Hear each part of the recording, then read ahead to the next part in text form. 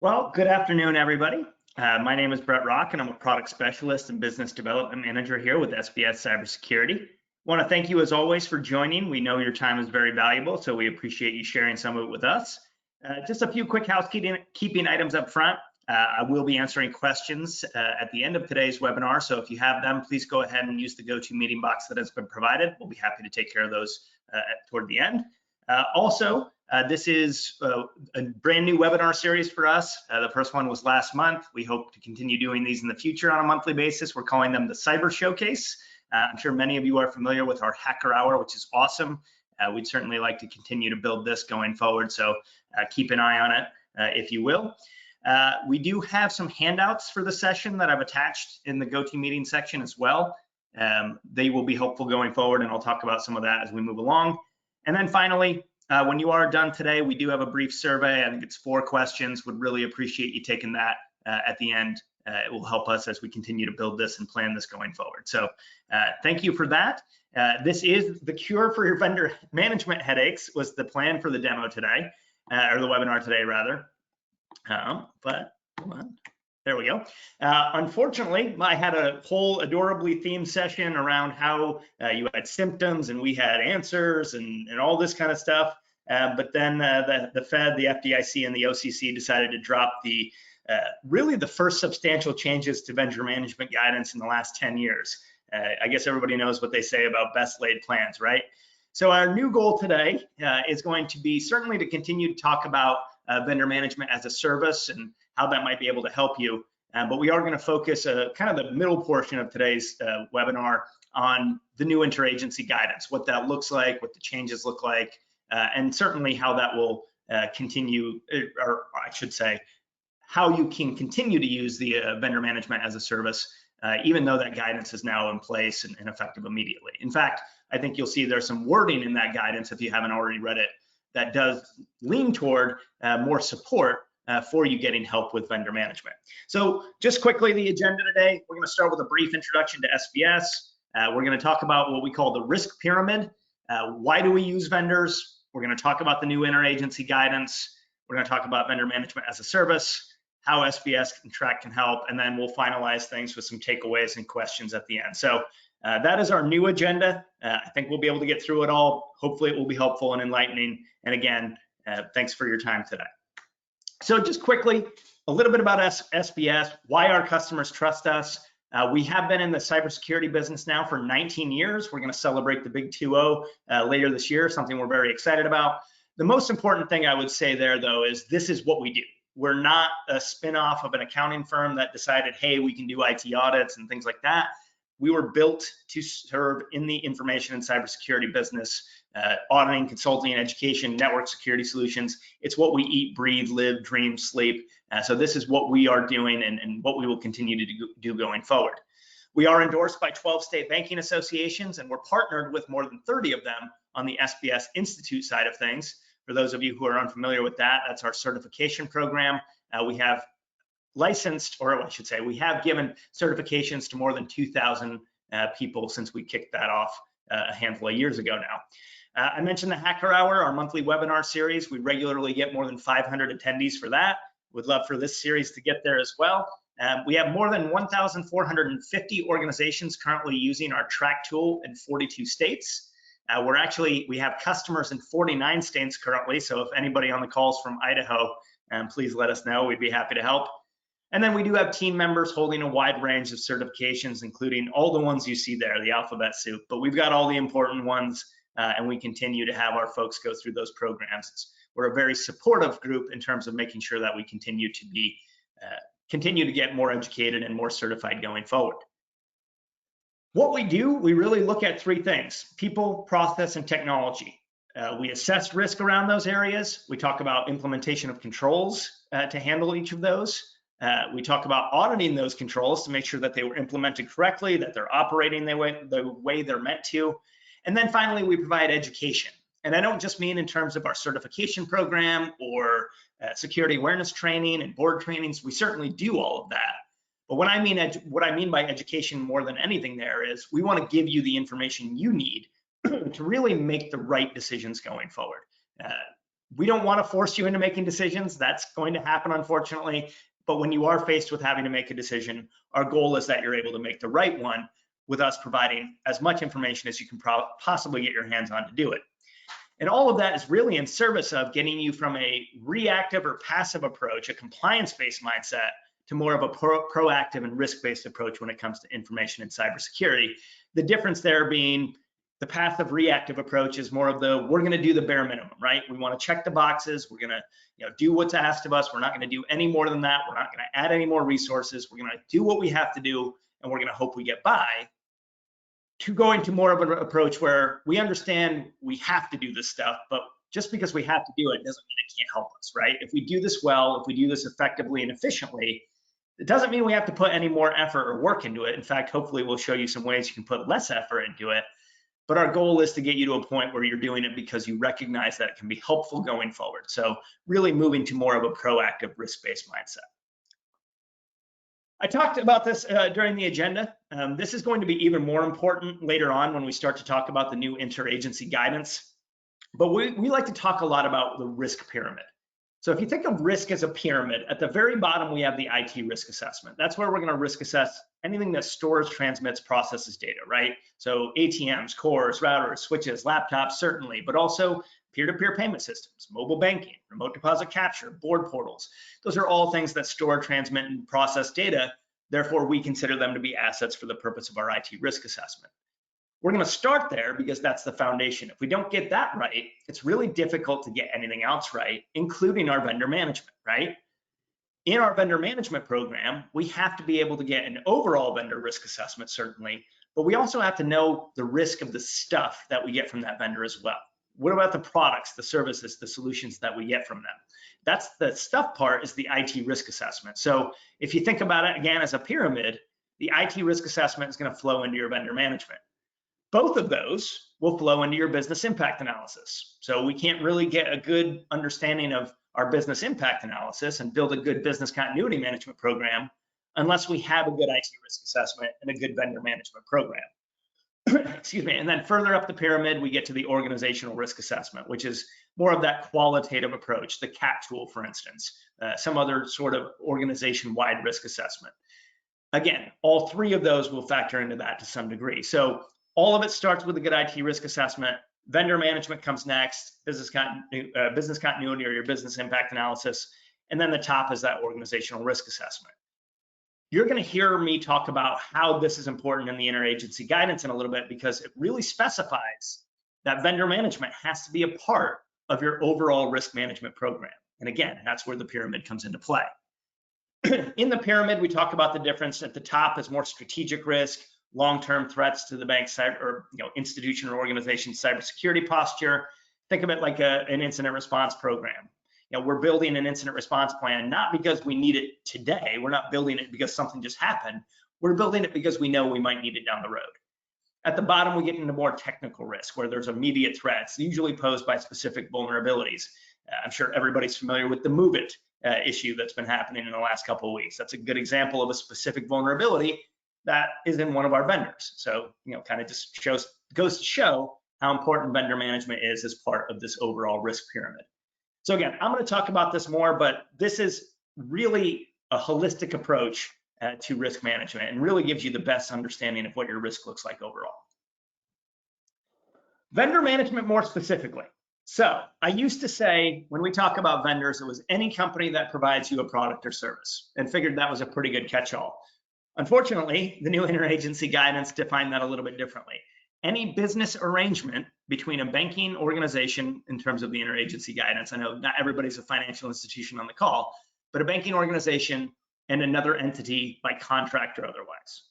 So obviously this is pretty broad, right? It covers pretty much any type of, well, it says it right there, any type of entity that you might work with, whether that's a typical vendor that we talk about, fintech, or really anybody else. We really need to start thinking about expanding that idea of what a vendor actually looks like. It also means that we probably can't just use our accounts payable to determine what our vendor list looks like anymore, right? There might be vendors that we don't actually have a contract with, so we need to take that into account. But when it comes to the vendor management part of the risk pyramid, that's what we're talking about. In this case, any business arrangement between a banking organization and another entity by contract or otherwise. So why do we use vendors? I'm sure everybody has a good reason, but you're also probably starting to think it would be really great if we just didn't have any. So we wouldn't have to worry about all this nonsense and all this regulation and all these concerns, right? Again, we just had a breach, or we just had some sort of vulnerability that's causing some significant chaos in our industry, right? The Move It thing. So what if we just didn't have vendors? Wouldn't that be great? But the reality is that's not realistic, right? We can't not use vendors. We have to use them in a lot of cases, but especially if we want to grow and we want to get better, there's really no way around it, right? And there's lots of really good reasons to use them. They create efficiencies, right? We might not be able to do some of these things that we are able to do because we are able to use a vendor. It allows us to control costs. Maybe we could do some of this stuff in-house, but it would be astronomical in terms of how much that would cost us to do it. Provide solutions that we otherwise could not, right? If we're a smaller financial institution, for instance, and we want to be able to offer some services and solutions that are really only afforded to people, to those that are much larger, vendors provide us an opportunity to do that. We can actually go to our customers and say, hey, we can do these things because we are using a vendor to help us do it. So it helps us provide those solutions. It allows us to increase our focus on core business functions. That's going to be a big thing when we talk about vendor management as a service. Everybody at your institution or organization is probably wearing multiple hats, right? Vendor management is very seldomly the only thing that somebody has to work on. Now, that may be the case in some agents, in some organizations, but the vast majority of them, it's going to be just a part of something else that they have to be doing. It's another piece of their job. What if we could come in and say, hey, by helping you with this, we're going to help you focus on other core business functions. It allows for that sort of thing to occur. And then finally, it accelerates delivery of services. Even if we did have it in-house, would we be able to do it at the speed and the efficiency that a vendor can help us do it? Probably not. So at the end of the day, the bottom line is pretty simple. Using vendors can be an inherently good thing, but it does come with risk, right? We're all familiar kind of with the saying that you can outsource the product, the service, the solution, but you cannot outsource the risk. And that's the reality of the situation. We can go out and we can contract, do all these great things and really help us grow and get better. But at the end of the day, the risk remains with us. And that's something that we have to think about. So, just something to keep that in mind. So in terms of the new interagency guidance, and we're going to spend a pretty fair amount of time here on this, so be prepared. I could go through and talk all about it, but in the words of my friend Inigo Montoya, I could explain, but there's too much. So let me just sum it up. We've been waiting for 10 years now for updated guidance, right? So the last time was in 2008. There was a 2020 thing that came out, some little guidance, but for the most part, it's almost been 10 years now. It was proposed in 2021. You're probably familiar with that and opened up for comments. And the guidance does a really good job, if you've read it or if you plan on reading it, it does a really good job discussing how those comments shaped what we eventually got here in the last week. So I would encourage you to take a look at it if you haven't already done so. It does take effect immediately, so that's something to be aware of. And just as a reminder, guidance does not necessarily equal regulation, but it can still be used for citations. So it is going to be something that we're going to have to pay pretty close attention to. So in terms of summing it up, here is a complete list of the massive changes that are coming with this interagency guidance. And this is not an error. It's not as though I forgot to build out this slide or anything like that. There really are no massive changes. If you have a good vendor management program that is incorporated into risk management as a whole, if you have a really good selection process that you take seriously, if you've got a program that's tailored based on the risk of the vendor, and if you have project procedures for termination and kind of continuity of services, if you're doing all those things and you have an effective program, there's really no massive changes that you have to be worried about. So that's really the bright side of the whole thing. There are some minor changes that we'll talk about, but in terms of the life-altering things that we have to be aware of, there's really nothing that we've seen that really falls into that category. But that's not to say there weren't some changes.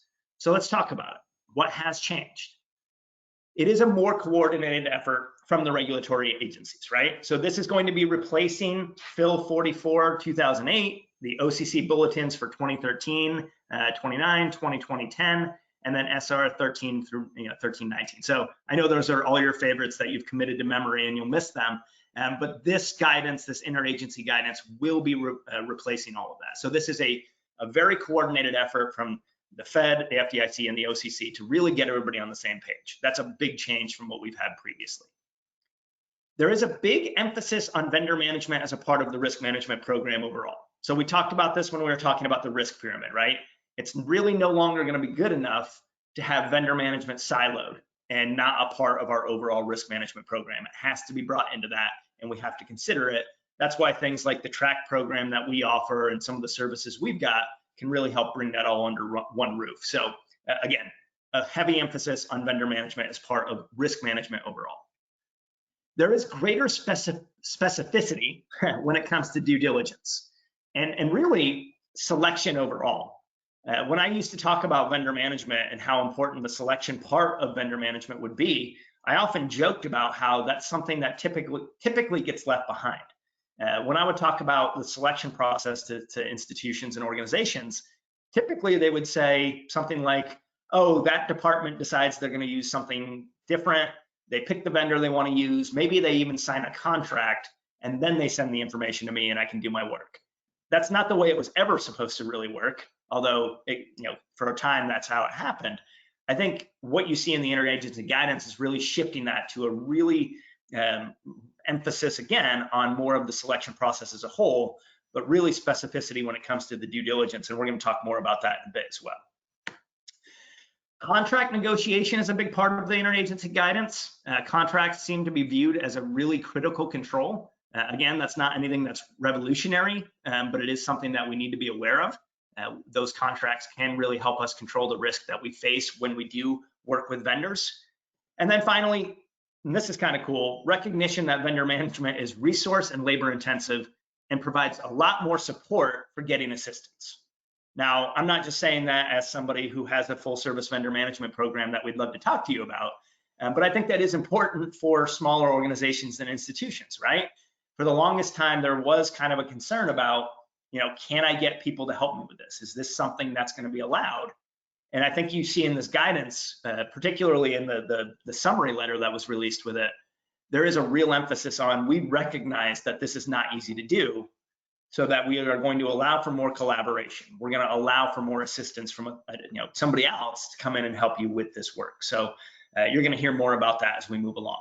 So if you were to boil it down and say, what are the real key changes, or kind of what are the most obvious changes, I think these 5 are really something to consider. What hasn't changed? Just quickly, vendor management is still a critical component of risk management. If you've been doing this the right way, since you've had a vendor management program, it's probably already part of your risk management program. Obviously, that's not going to change for you.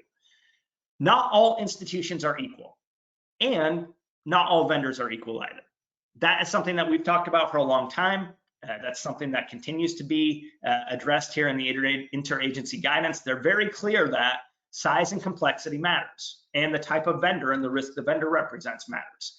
In fact, I went through today, I didn't count, I just did a find control F to find it. Tailored gets mentioned, I think, 8 times in the interagency guidance, and complexity, as in size and complexity, gets mentioned 27 times. So they really do go back to the well on that quite a bit. Not all institutions are equal, not all vendors are equal. So we have to have a tailored approach to our vendors.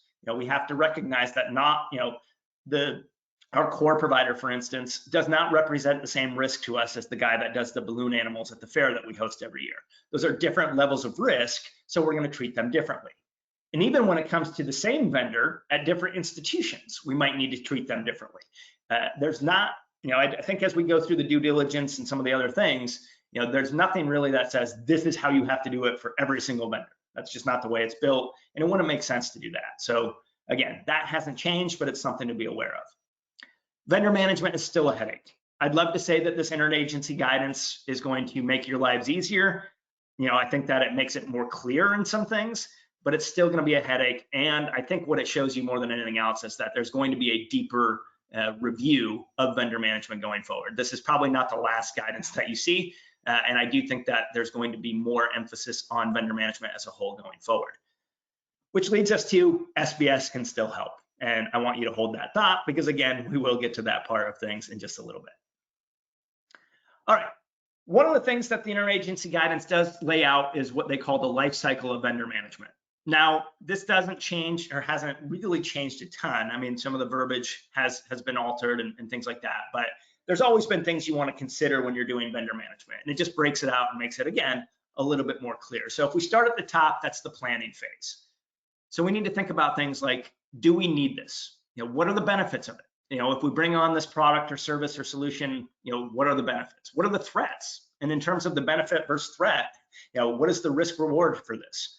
How are we going to pick a vendor? What are the costs? Those are questions that you need to think about in that planning section as we're starting to think about not necessarily which vendor we're going to go with, but do we need this product or service or solution at all? That's going to be the planning phase.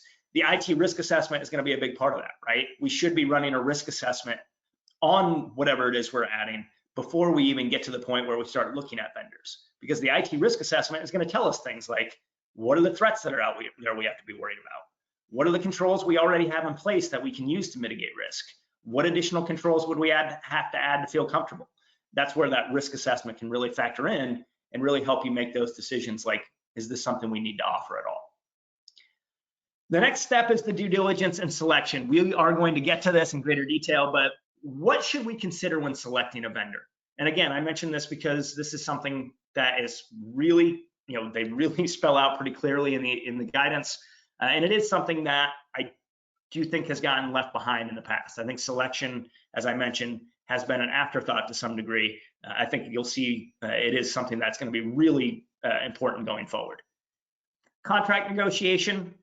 How do we make sure the contract meets our business goals and risk management needs? Again, we'll get to that in more detail in just a little bit. Ongoing monitoring, there's really not any significant changes there, except for maybe the frequency. And again, that's something we'll talk about. That's your ongoing reviews of your vendors, right? To make sure that they continue to meet your goals and any contractual requirements that you've got. Termination.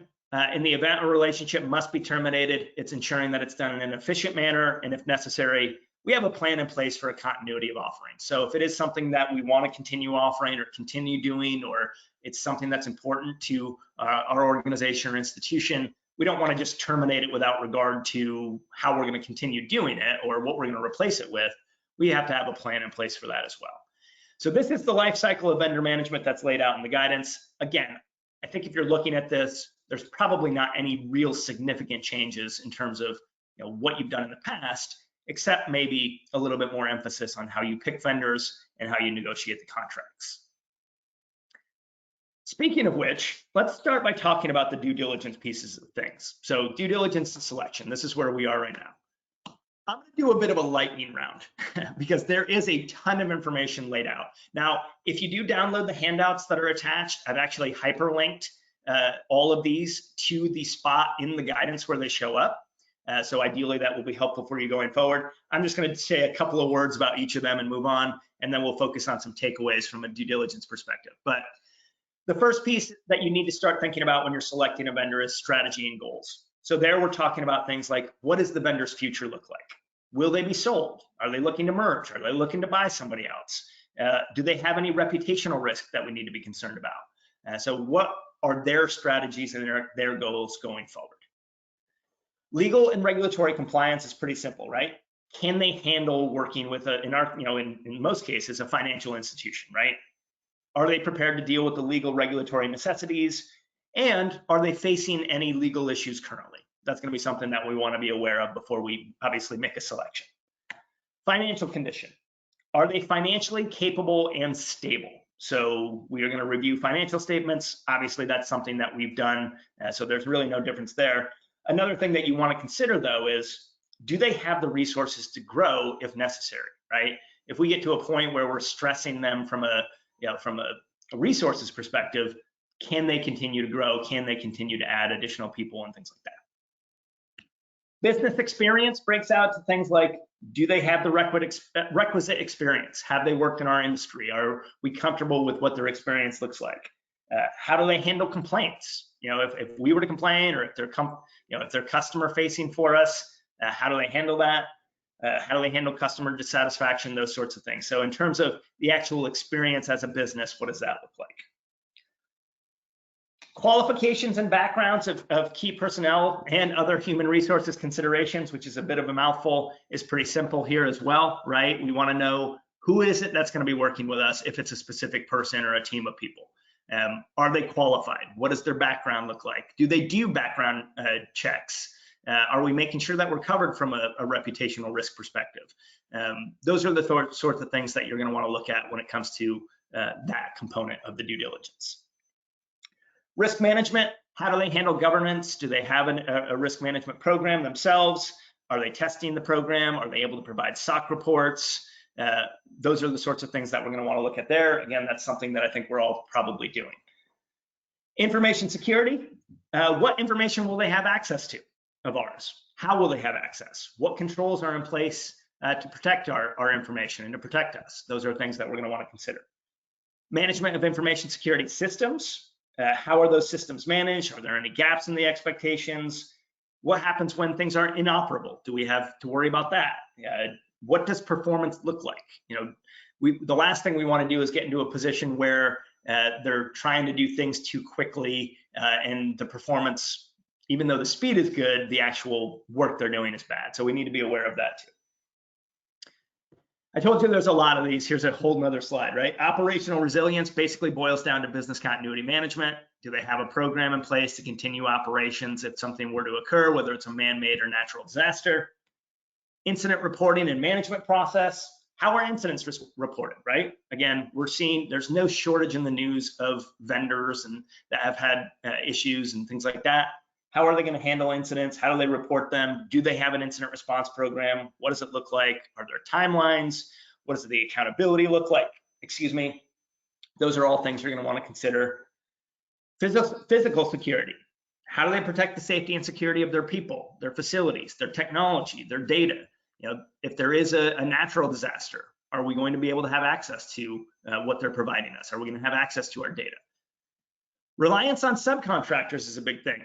You guys have probably heard in the last, probably 5 years or so, the rise of the fourth parties, right? How do we manage fourth parties? How much do they use fourth parties? And how do they identify them? How do they manage them? How do they mitigate those risks? Because again, at the end of the day, even though it's a vendor to our vendor, we're still responsible for that risk. Insurance coverage. Are they covered and to what extent? How do we prevent losses to us if they can't fulfill obligations? Are they prepared to provide proof of insurance? They should be able to do that. And then finally, contractual arrangements with other parties. So does the vendor have any other commitments that could create risk for us, which is similar to the subcontractor piece, but another thing that you'll want to take into consideration. So you're probably already doing a lot of these things, right? Again, I'm not trying to say there's any massive changes when it comes to the interagency guidance that was released, but there is a lot more specificity. And again, if you have the handouts and you click on any of these, it will actually take you directly to that part of the guidance. But if we think about it, what's the most important pieces that we should take away from the due diligence piece? When selecting a vendor, you need to understand their ability to perform the activity as expected. You need to understand if their ability to adhere to the institution or organization's policies.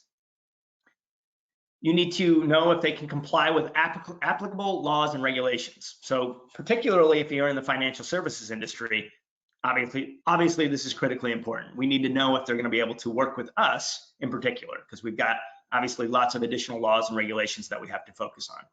And then can they conduct their activity in a safe and sound manner? So all of the due diligence really boils down to this. Can they do what they're saying they're going to do? Are they going to be able to do it in accordance to our policies? Can they comply with applicable laws and regulations? And then are they going to operate in a safe and sound manner? That's really what it boils down to. All right, let's move on to the next piece, contract negotiation, because again, this is something that's laid out very clearly in the interagency guidance. I'm again going to go into the lightning round here as well. I've linked these back to their segments, so you're certainly welcome to read them in their entirety. But again, the real important thing to know here is that the focus on contracts is a control to mitigate risk or to potentially introduce risk, right? If we don't do a good enough job negotiating the contract, how is that going to impact us? We need to be aware of that. So The guidance tells us to look at things like the nature of this and the scope of the arrangement. So what are we buying, right? Or what is being performed for us? What are the roles and responsibilities? We need to lay that out pretty clearly. What are the performance measures or benchmarks? Do we have service level agreements in place? How will performance be monitored? What's considered good? And if there's not, if we don't get if they don't meet our expectations or our benchmarks, are there penalties for that? Those are things that you're going to want to make sure are part of the contract. Responsibilities for providing, receiving, and retaining information. So who owns the data? How is it accessed? Where does it live? And do we get reports and notifications on things like that? That's the sort of thing that you want to have in there as well. Right to audit and require remediation. So when it comes to monitoring performance, how are we going to do that? So if we set benchmarks and we set measurements that we need to, performance measures, how are we going to make sure that they're meeting them? Do we have the ability to audit? What does the frequency and the type of audits look like? Can we have a third party come in and audit for us? And then if we do have findings and recommendations or things like that, can we require remediation? Those are things you're going to want to think about. Responsibility for compliance with applicable laws and regulations is pretty simple. Basically, what are the obligations of the vendor? We need to spell that out. Costs and compensation. We want to document all costs and compensation. The last thing you want to do is be surprised by ancillary costs, right? So as you're going through a selection process, it's important, but also as you're negotiating the contract, you want to make sure that all of the costs of compensation is in there. It's not something that down the road we're going to get hit with an additional cost that we're not aware of. Ownership and license. Can they use our information, right? What access, what ability do they have to use our information going forward? What access and ownership do they have to our technology? Can they use any of our technology? And then intellectual property. Can they use our name? Can they use our logo? Those are things that you're going to want to consider as you're drawing up the contract as well. Confidentiality and integrity. Basically, how and when is the vendor permitted to use or disclose bank or customer data in the case of a financial institution? And then mainly in terms of disclosure of a breach. So if there is something that occurs, how is that going to happen? We want that spelled out in the contract so we're aware of that. Operational resilience rather than business continuity. Again, this is mainly to do with business continuity, but the things that we need to think about are, if there is a failure, do we still have access to what they're doing for us? Are there timelines to get back up and running? We, speaking more for financial institutions, we have to have those timeframes in mind, right? We talk about things like recovery, recovery point objective. How far back are we backed up? How much data would we lose if this were to go down? Recovery time objective. What's our goal? Maximum allowable downtime. Those are things that we have to do. So it's probably something we might want to expect some of that in a contract as well. What happens to our data? Would it transfer somewhere if there was a failure? Those are things that you're going to want to consider as part of that as well. Indemnification and limits on liability. So what liability will we face if they fail? If there's any misconduct, would we be reimbursed for damages if any of that happens? Again, generally part of a standard contract. Insurance, what type and amounts of insurance do they have? Can we get evidence of that? Again, can they provide us an insurance certificate? Will we be notified of any changes? So if they change the amount of coverage that they have or anything like that, will we be notified? That's stuff that we want to see. Dispute resolution. Again, you don't want to be surprised, right? It's better to figure this all out ahead of time so that if there is a dispute, we're not figuring it out in real time, right? So how will disputes be resolved? Will we have access to whatever it is while we're resolving the dispute? And then, from an arbitration forum selection, those are things that will want to be spelled out as well. I know there's a lot of stuff here. Again, trying to hit it as quickly as I can. Customer complaints. If there is a customer interaction, how are they handling those customer complaints? And then are we notified of them? Subcontracting, we talked about as part of due diligence. You want to think about it in the terms of the contract as well. How are we notified of fourth party usage? How will their performance be measured? How should we include some language around usage? Something you might want to think about. Foreign-based third parties, obviously the big thing here is choice of law and jurisdictional provisions. Where are we going to, if we have any issues, sort this out? Are there any additional privacy laws we need to be concerned about? Is there any cross-border flow of information concerns? Again, that's all spelled out pretty clearly in the diligence, or I'm sorry, in the guidance. And then finally, default and termination. Well, actually, I shouldn't say finally. I think there's one more thing. Default and termination. What constitutes default? How is that cured? What circumstances allow for termination? It should be spelled out pretty clearly. And then finally, how are we offboarded? So if we do have to terminate in the middle of a contract, or we're allowed to terminate in the middle of a contract, how do we know that they're giving us back our information? How do we know that they're destroying our information?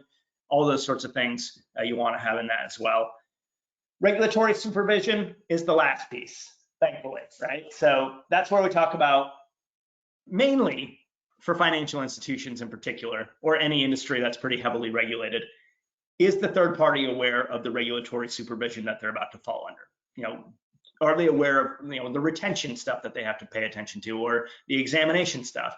Those are things that we'll want to make sure they're aware of as part of the contract as well. So again, lots of different pieces, all of it spelled out in the guidance, all of it hyperlinked here. But if we're breaking it down to what's important, the contract itself is an important risk mitigation factor. You really have to think about that. And the more that is addressed in the contract, the less risk you'll take on. Conversely, the less that we address in the contract, the more risk that we are going to face later on. Now, also, a bad contract doesn't relieve you of any risk that you may face. So if you've got a contract that you don't like, but you already signed it, unfortunately, it's kind of tough luck. Now, speaking as a vendor, I will tell you, I would hope that most vendors design their contracts to be as equitable as possible. We're trying to cover ourselves, obviously, but we're going through a lot of the same checklists when we're building out a contract.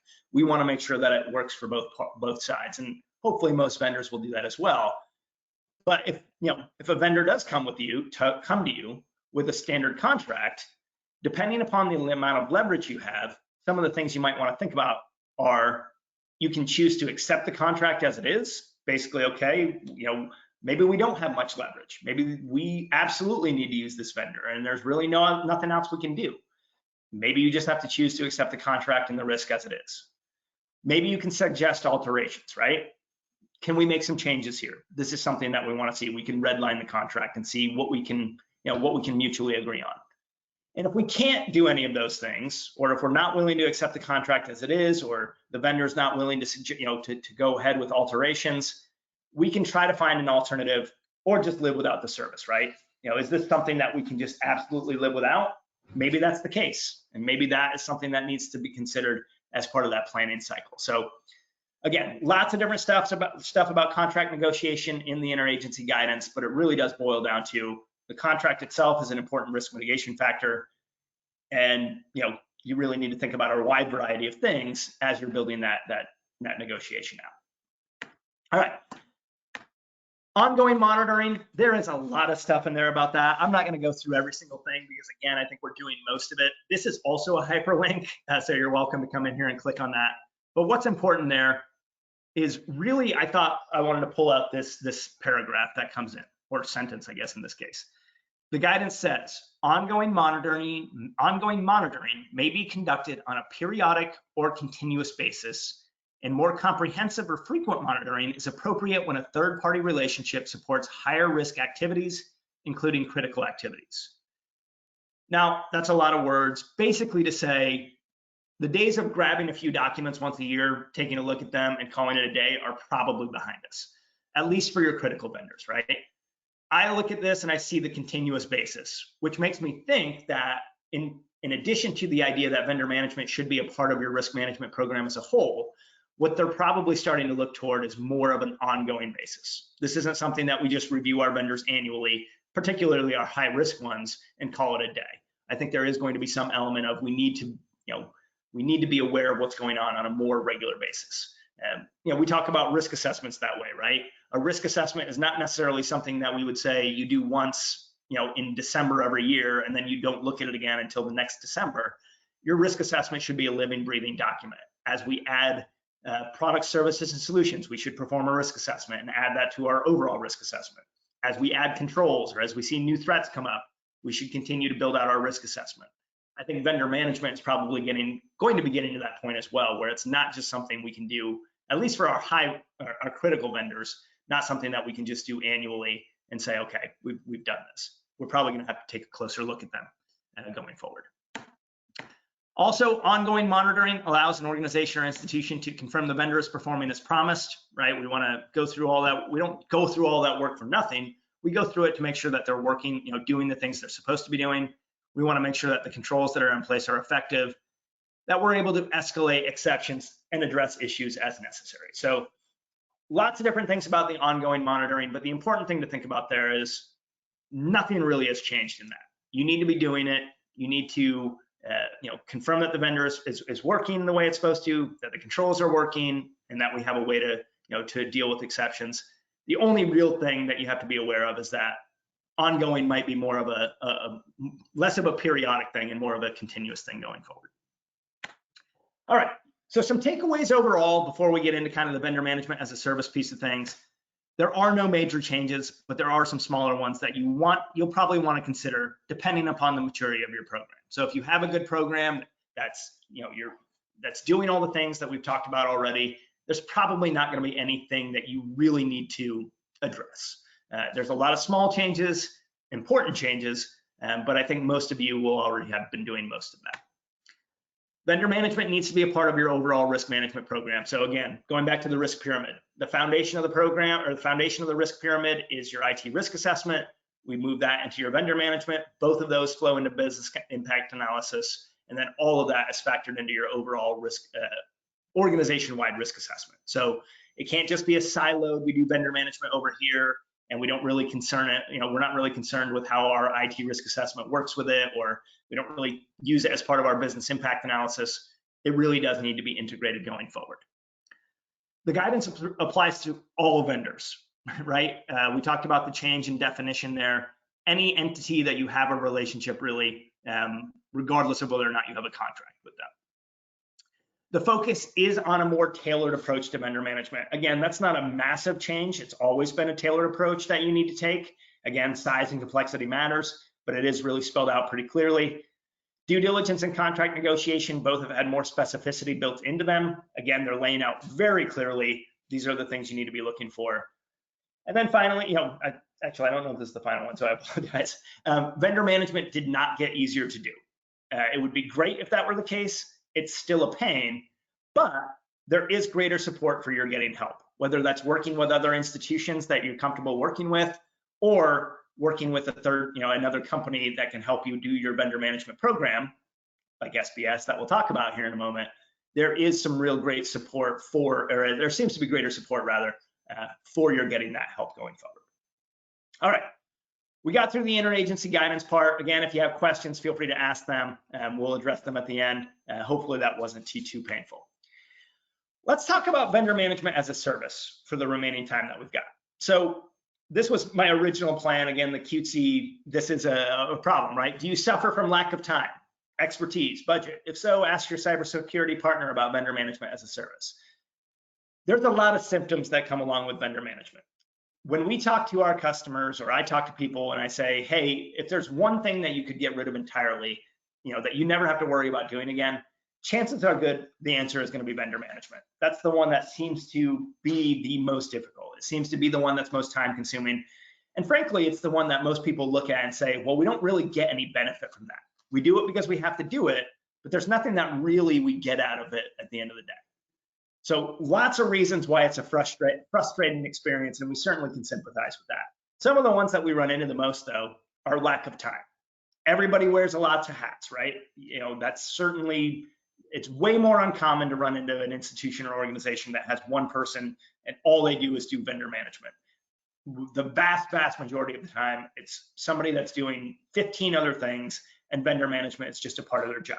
Whether it's the ISO, the ITO, I've seen executive assistants that are in charge of vendor management. I've seen CFOs that are in charge of vendor management. Really, we all have a lot of things going on. So a lack of time to be able to do this in addition to everything else that we're doing is a really big thing to be concerned about. Lack of budget. Do we have, we have resources that go elsewhere. We don't necessarily have the budget to be able to hire somebody to deal with vendor management on our own, right? Or that's their only responsibility. We just don't have the ability to do that from a financial perspective. Lack of expertise. Now, this is where I would encourage you to be honest with yourselves. I personally don't believe I have the expertise to run a vendor management program effectively. I feel like I know enough to be dangerous, but I know that I could use help. And I would hope that, anybody on the call here today is thinking about their limitations as well, right? That's not a bad thing. This is a really difficult thing to do. Guidance is changing, as we've seen. We just had a big change.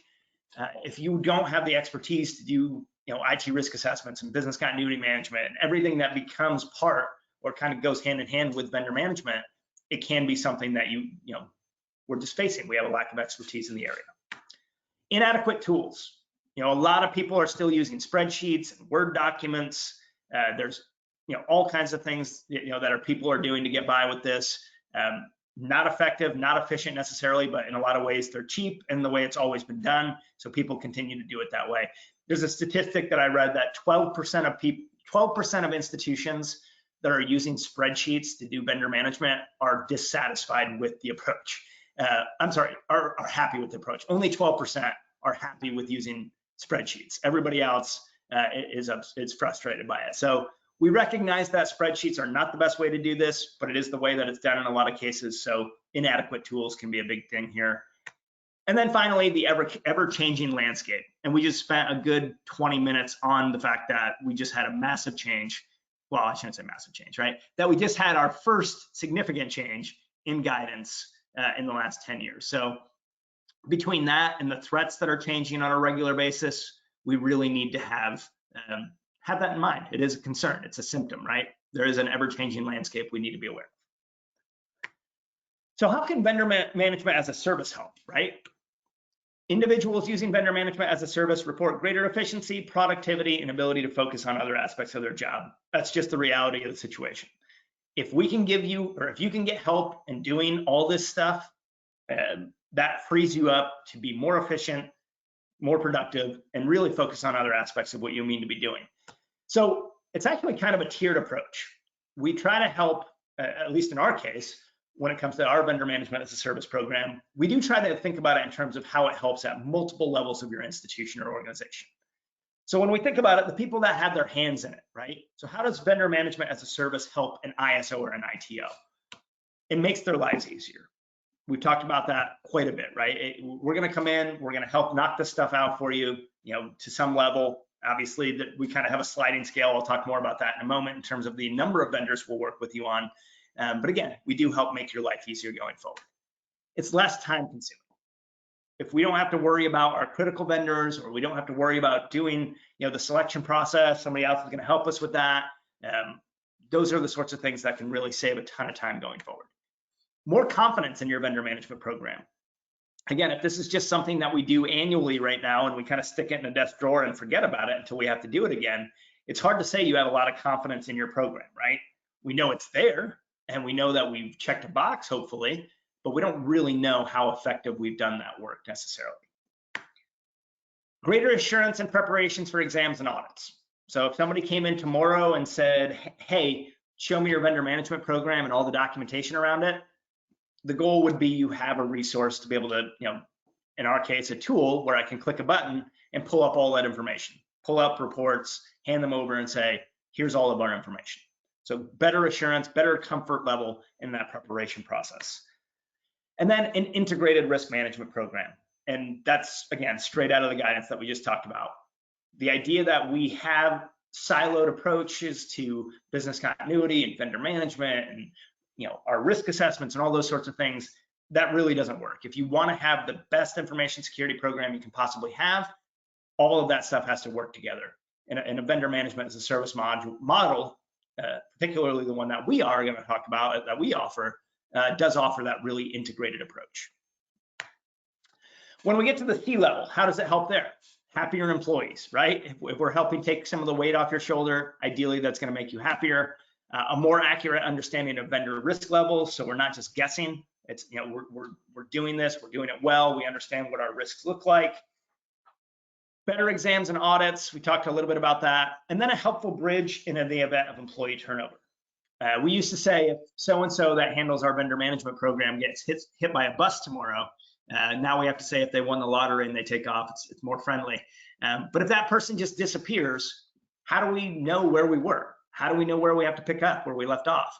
Obviously, having somebody, a person, a consultant, having a tool, whatever the case may be, some combination of the two, having that in place is a really helpful bridge in the event that there's a gap somewhere along the line.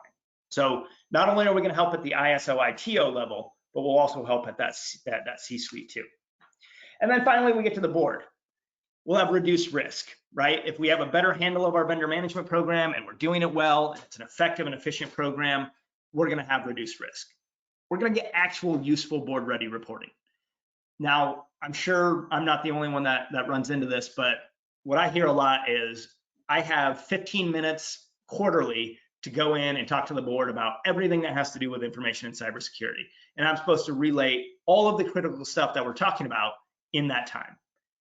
What if we could give you actual benefit, really board ready reports, really good reporting that you could use to spell that stuff out more clearly? Ideally, that's going to help there.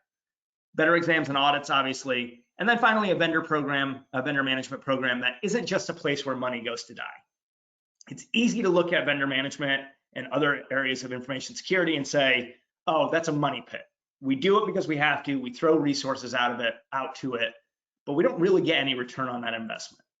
What we propose as part of our service is building a program that can actually be useful, right? Are we working with the right vendors? When we're picking a vendor, are we making sure that we're picking the right one so that we don't have to worry about a year from now we're kicking ourselves for going with who we went with? Building a program that isn't just, it's kind of that difference we talked about it way earlier, right? The idea of a proactive approach versus a passive or a reactive approach. The idea that we're doing this stuff not just because we have to do it, but because we know we're going to actually get value out of it as well. That's the type of program that can be helpful to a board, actually really across the board, as it were. So what does a full service vendor management program look like? Well, in our case, it's basically on the screen here. We're going to talk about setup, vendor list creation. That's going to be the starting point. So we're going to talk about all the different vendors that you've got. And again, that includes not just vendors that you've got a contract with, but any type of entity that you're working with. We'll help design and plan your vendor management program. And over the course of time, continue to hone it and develop it and things like that. And then doing your overall vendor risk assessments. That's the first part of the puzzle. Really, before you can move any forward when it comes to vendor management, you have to know who your vendors are. You have to know how critical they are compared to the other vendors that you have. And you have to have some program in place that dictates what the amount of work we're going to do. So that's going to be that setup. It's the kind of the creation of everything. The next piece is your due diligence collection and management, the requesting and collecting of documents. I'd ask people to raise their hands, but I can't see anyway, so it won't matter. But one of the most frustrating parts of vendor management that as I understand it is I can request documents till I'm blue in the face. Sometimes I get them, sometimes I don't, right? That's obviously extremely frustrating. That's a part that, as part of our full service vendor management, we will work with you to request and collect those documents. But if you aren't able to get documents, we'll also help you address that as well. That's going to be something where we'll talk about, how do we handle those exceptions? How are we going to write that up in terms of those exceptions and the risk we're willing to take on in that case? The other thing about the collection and management of documents is it's not just enough to collect them and manage them. So we do have to do vendor reviews next. That's where we're going to do all the due diligence and the ongoing monitoring. It's going to be where we do contract reviews.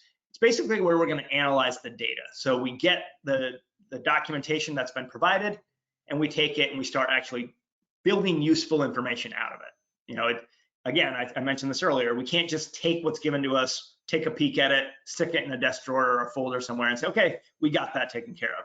We actually have to review and analyze it as well. And that's a big part of those vendor reviews that we're going to do for you. And then finally, deliverables, providing individual vendor reviews and an annual vendor report, and really any other document deliverables that are necessary throughout the year. So a full service vendor management program, or a vendor management as a service program like the one we offer, would entail you getting access to our track program, which I'm about to talk about here in just a moment. You'd also get access to one of our expert consultants on an ongoing basis, where they're going to help do all of this work for you. You still have to be involved. We don't want an examiner or an auditor coming in and saying, hey, how do you run your vendor management program? And you point at SBS and you go, I don't know, they do it for me.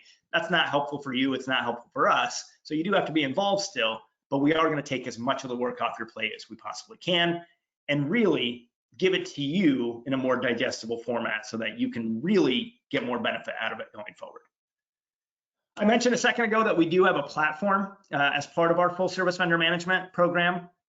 Some of you may be familiar with Track. It's a modular tool that we offer that has modules that deal with IT risk assessment, business continuity management, vendor management, all kinds of other risk assessments. But those three in particular are important because if you think about that risk pyramid, those are all components of that. So Track is going to be the platform on which we build all of this. You'd have access to that module or to the vendor management module of the tool. We can also obviously integrate other modules if you're interested in doing that. But at the end of the day, that's going to be the platform with which we use to build out your vendor management program, to go through a selection process and make sure we're addressing all those concerns. And then at the end of the day, doing your ongoing monitoring as well. And again, it's a tool you'll be able to use as part of that moving forward. All of that in service of getting good reports that are easy to read, easy to understand, that demonstrate compliance certainly, but also help us drive better decision making too. So things like, I just pulled this one report that we've got where we're breaking out all your levels of vendors, right? Here are my level 1, level 2, level 3 vendors. Who is responsible for that vendor? Another thing I probably should have mentioned at some point during this whole spiel is vendor management is one of those pieces of risk management that we kind of have to rely on other people, right? It can't just be necessarily one person at the institution because you're not always familiar with everybody else that's out there that's working, or I shouldn't say that, but you're not familiar with all the vendors that you're working with. So you kind of have to pull other people and other departments in. So we want to make sure that you're able to do that and again, have that collaborative approach to vendor management. We'll tell you, are they IT related? When they were last approved? When they're scheduled for review? Do we have any contracts in warning? The last thing that we want you to do is get auto-renewed in contracts you don't want to be a part of any longer. So again, the Track program, the platform, is what we'll build off of. You'll have access, you'll have obviously insight into everything we're doing there. You'll be able to pull reports as you need them, but certainly our goal is to build it out so you don't have to worry about as much of that going forward. All right, so just some questions to consider. I'll leave these as kind of some takeaways for you as well. Is a vendor management as a service program right for you, or right for you to think about? Think about this. Do you have the resources to devote to ensure our vendor management program is working the way it should? And if the answer is no, that's probably something you might want to look at.